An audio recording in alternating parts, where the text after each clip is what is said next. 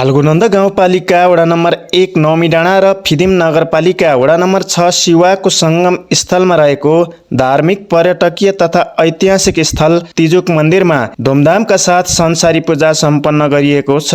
आफ्नो गाउँको शिरमा रहेको तिजुक मन्दिरमा देवीको पूजा आराधना गरी स्थानीयवासीहरूले धुमधामका साथ संसारी पूजा सम्पन्न गरेका हुन्। संसारी पूजाका लागि फाल्गुनन्द 1 नौमीडाँडाका प्रत्येक टोलबाट स्थानीयवासी भक्तजनहरू बिहान सबेरै देवीलाई चढाउने पशुपक्षी तथा पूजाका सामग्री र बाजागाजा सहित तिजुक मन्दिरमा पुगेका थिए।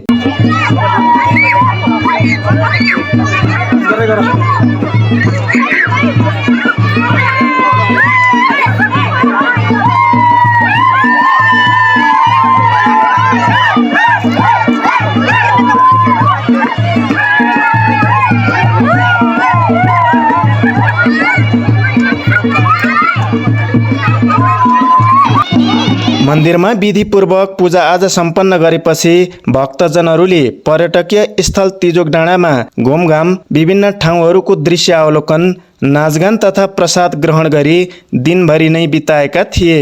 पूजामा स्थानीय समाजसेवी, बुद्धिजीवी तथा जनप्रतिनिधिहरूको समेत सहभागिता रहेको थियो।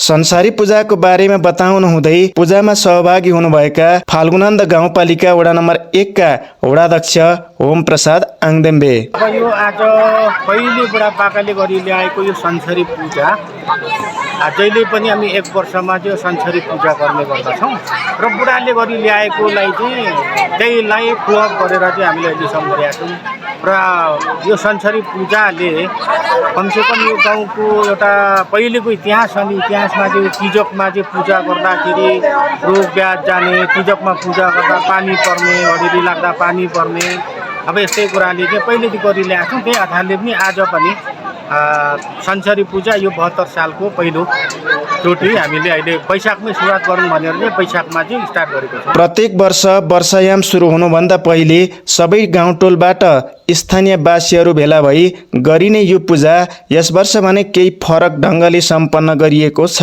गत केही महिना अघिदेखि यस क्षेत्रमा तिजुक पर्यटन प्रवर्धन विकास क्षेत्रद्वारा तिजुक पर्यटन पूर्वाधार निर्माण अभियान सञ्चालन भइरहेकोले यस वर्षको पूजा पृथक ढङ्गले सम्पन्न गरिएको हो। प्राकृतिक रूपले सुन्दर अनि रमणीय स्थल तिजुक डाँडाको विकास र पर्यटन प्रवर्धनको लागि भौतिक संरचनाहरू निर्माण भइरहेको बेला गरिएको यस वर्षको पूजा विगत वर्षहरू भन्दा पृथक भएको तिजुक पर्यटन प्रवर्धन विकास क्षेत्रका अध्यक्ष राज दिलाञ्जलीको भनाइ छ। एकदमै विगतको वर्षहरूमा भन्दा एकदम पृथक तरिकाले भइरहेको छ यसपालिको पूजा चाहिँ। विशेषतः यो मनोरञ्जनको विभिन्न साधनहरू यहाँ चाहिँ निर्माण गरेका छौँ। बस्ने बेन्चहरूदेखि लिएर विभिन्न यो रङरोगन साजसज्जाहरू, श्रृङ्गारहरूले पनि आकर्षण गरिरहेको छ। अर्को कुरो विशेष चाहिँ अघिल्लो वर्षहरूमा फरक फरक साबिक वडाहरू फरक फरक ठाउँमा चाहिँ पकाएर खाने, मनोरञ्जन गर्ने त्यो प्रचलन थियो। यसपालि चाहिँ यो ठाउँ अलिकति ठुलो सम्याएका छौँ, हामीले खुल्ला बनाएका छौँ यो क्षेत्रलाई। तसर्थ पनि सम्पूर्ण क्षेत्रको मानिसहरू चाहिँ आँट्ने यो ठाउँ भएकोले गर्दाखेरि पनि यसपालि सबै एकै ठाउँ भेला भएर यो चाहिँ पूजा गर्दाखेरि एकदमै त्यो माहौल चाहिँ फरक देखिएको हो। समुद्र सतहबाट 2143 मिटरको उचाइमा रहेको प्राकृतिक र भौगोलिक रूपमा सुन्दर पर्यटकीय तथा ऐतिहासिक स्थल तिजुक डाँडाबाट पूर्वी नेपालका विभिन्न ठाउँहरू तथा हिम श्रृङ्खलाहरूको दृश्य अवलोकन गर्न सकिन्छ। यस्तै पर्यटनको सम्भावना बोकेका मादल बज्ने ढुङ्गा, गुफाभित्र रहेको गाईको थुन, रमणीय चौर लगायतले तिजुकलाई थप आकर्षक बनाएका छन्। प्रशस्त पर्यटकीय सम्भावना बोकेको यस क्षेत्रको विकासको लागि स्थानीय सरकारले सक्दो सहयोग गर्ने संसारी पूजामा सहभागी हुन तिजुक पुग्नुभएका फाल्गुनन्द गाउँपालिकाका अध्यक्ष ब्रिजहाङ आङदेम्बेले बताउनुभयो। गाउँपालिकाले यसलाई सम्बोधन गर्दै आइरहेको छ। यहीको आर्थिक वर्षमा 2 लाख रुपियाँ छ र यसलाई चाहिँ हामीले गुरु योजनामा के अरे हाम्रो योजना ब्याङ्कमा पनि समावेश गरेका छौँ। यो ठाउँलाई चाहिँ अत्यन्तै राम्रो सुन्दर बनाउनको लागि चाहिँ अब अहिले यो स्थानीय स्तरबाट पनि यसको प्रयत्न भइरहेको छ। यो अत्यन्तै खुसीको कुरा हो। यसमा धेरै धेरै धन्यवाद दिन चाहन्छु र यो ठाउँलाई पर्यटन प्रवर्धन गर्न जरुरी छ। स्थानीय तह आम नागरिक हैन समुदाय र प्रदेश सङ्घ मिलेर यो ठाउँलाई गरेको छ। मलाई अत्यन्तै राम्रो लाग्यो। एकदम यो पुरानो परम्परागत ढङ्गले यो अस्तिदेखि यो पूजा गर्दै आउने चलन रहेछ यहाँ। यसलाई निरन्तरता दिएको रहेछ र यसले निरन्तरता बस म त्यो शुभकामना दिन चाहन्छु। विगत वर्षहरूदेखि नै तिजुकलाई पर्यटकीय क्षेत्रको रूपमा विकास गर्नको लागि स्थानीय सरकार तथा वडा कार्यालय नौमीडाँडाबाट सिँढी निर्माण लगायतका कामहरू सञ्चालन गरिएको वडाध्यक्ष ओम प्रसाद आङदेम्बीको भनाइ छ। अहिले धेरै खुसी लाग्छ, किन भन्दाखेरि फाल्गुनन्द गाउँपालिका र यो वार्डले अब धेरैचोटि यो तिजोकलाई चाहिँ पर्यटकीय क्षेत्र बनाउने एउटा धेरै बाहिरको मान्छे चाहिँ पर्यटकीय चाहिँ भित्र्याउने र यो एउटा फाल्गुनन्द 1लाई केही एउटा त्यसको आइस्रोत बनाउने हिसाबले चाहिँ हामी त्यसरी लागेका थियौँ। त्यो लागे पश्चात अब आज चाहिँ जस्तै अहिले आएर चाहिँ जस्तै यहाँका फाल्गुनन्द 1का युवाहरू र यो फिदिम नगरपालिका 6का युवाहरूले पनि धेरै सहयोग गर्नुभएको छ। उहाँहरूले पनि यो एउटा फाल्गुनन्द 1लाई चाहिँ एउटा नमुना, एउटा तिजोकलाई चाहिँ नमुना बनाउने हिसाबले उहाँहरू लाग्नु भएको छ। त्यो लागेकोमा चाहिँ उहाँलाई पनि म धन्यवाद दिन चाहन्छु। र उहाँहरूले अहिलेसम्म यति वर्ष पछाडि यो फाल्गुनन्द 1लाई तिजोकलाई चाहिँ एउटा चिनारीको रूपमा फाल्गुनन्द 1मा चाहिँ फाल्गुनन्दकै रूपमा चाहिँ चिनारीको रूपमा चाहिँ युवाहरू अगाडि लाग्नु भएको छ। त्यो युवाहरू अगाडि लागेकोमा उहाँलाई धेरै धेरै धन्यवाद दिन चाहन्छु। र यो अहिलेको जुन पर्यटकीय क्षेत्र धेरै यो फाल्गुनन्द 1देखि बसोबास गर्ने पछाडि विदेशी रहनुहुने, यही गाउँमा रहनुहुने युवाहरूले धेरैले सहयोग गरेर, जस्तै कर्मचारीज्यूहरू, जस्तै म त फाल्गुनन्द 1को प्रदीप सरलाई पनि धन्यवाद दिन चाहन्छु। किन भन्दाखेरि उहाँ यही ठाउँमा बसेर यही तिजोकलाई चाहिँ केही बनाउनुपर्छ भन्ने एउटा सोच लिएर उहाँले पनि एउटा सहयोग गर्नुभएको छ। विदेशबाट गर्नुभएको छ, युके बसेर गर्नुभएको छ। उहाँहरूलाई चाहिँ यो युवाहरूलाई अहिले जुन समिति गठन गरिएको छ, यो समिति गठन गरिएको अध्यक्ष, कोष अध्यक्ष, सचिवहरूलाई म धेरै धेरै धन्यवाद दिन चाहन्छु। र उहाँहरूको लागि समस्या आए हामीले पनि वार्डबाट र फाल्गुनन्द 1बाट धेरै सहयोग गर्ने अपेक्षा नै छ र गर्ने पनि छ। हाल फाल्गुनन्द गाउँपालिका वडा नम्बर 1 र फिदिम नगरपालिका वडा नम्बर 6का स्थानीय युवाहरूको सक्रियतामा तिजुक पर्यटन पूर्वाधार निर्माण अभियान सञ्चालन भइरहेको छ।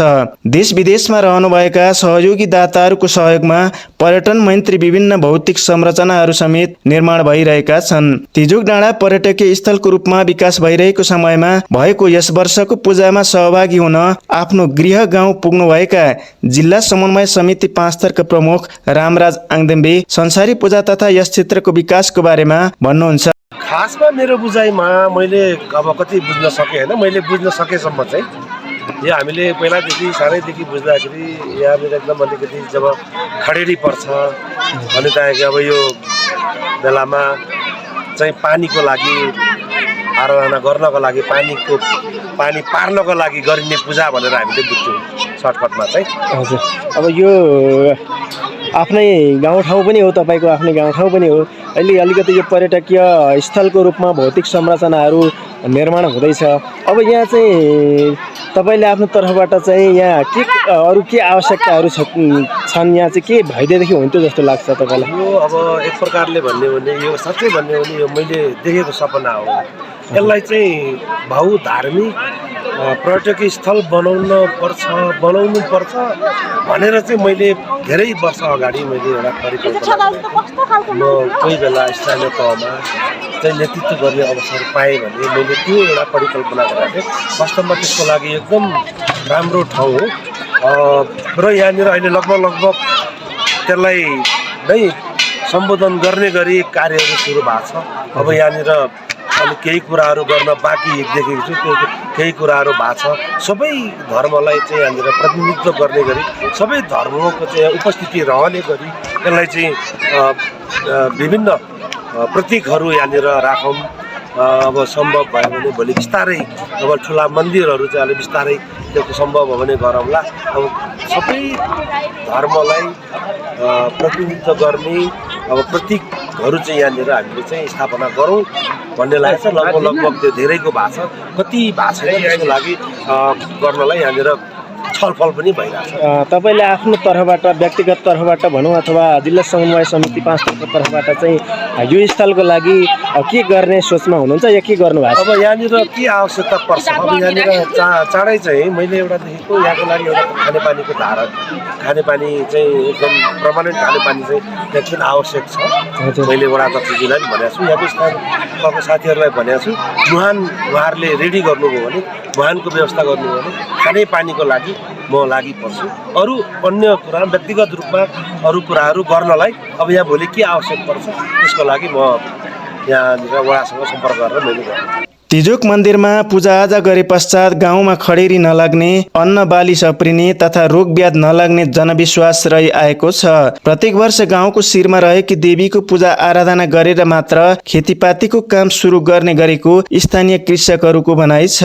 स्थानीयवासीहरूको धार्मिक आस्था तथा प्राकृतिक रूपले रमणीय ऐतिहासिक स्थल तिजोक क्षेत्रको विकासको लागि स्थानीय युवाहरूको प्रयास प्रशंसनीय रहेको छ।